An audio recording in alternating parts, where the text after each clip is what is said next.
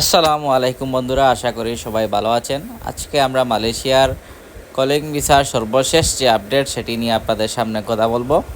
আপনারা জানেন যে বিগত 15-16 দিন আগে মালয়েশিয়ার পররাষ্ট্রমন্ত্রীর সাথে বাংলাদেশের পররাষ্ট্রমন্ত্রীর একটি বৈঠক হয় এবং এই বৈঠকের মাধ্যমে কিন্তু মালয়েশিয়ার যে মাল্টিপল ভিসা চালু হওয়ার কথা ছিল সেই ভিসাটি কিন্তু চালু হয়।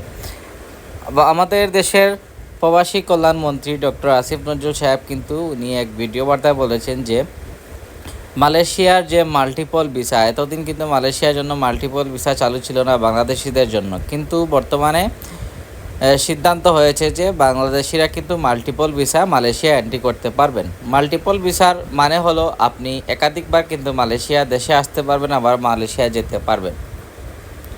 অন্যদিকে তিনি আরও বলেছেন যে আগামী মাসে কিন্তু আরও 1 মাস অপেক্ষা করলে কিন্তু অন্যান্য যে ভিসাগুলোর যে সমাধান সেটি কিন্তু জানানো হবে।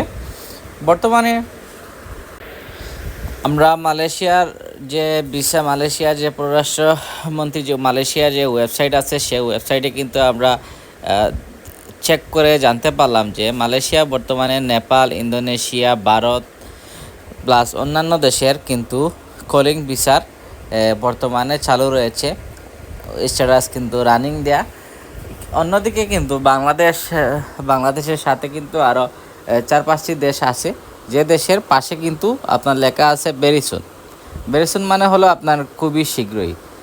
এটি মালয়েশিয়ার যে অফিসিয়াল ওয়েবসাইটে কলিং ভিসার অপশনে কিন্তু বাংলাদেশের অপশনের ব্র্যাকেট দিয়ে লেখা আছে আপনার বেরিসুন। এর মানে আপনারা একটু স্বস্তিতে থাকতে পারেন যে মালয়েশিয়া কলিং ভিসা কিন্তু খুব শীঘ্রই বাংলাদেশিদের জন্য চালু হতে যাচ্ছে। ধন্যবাদ।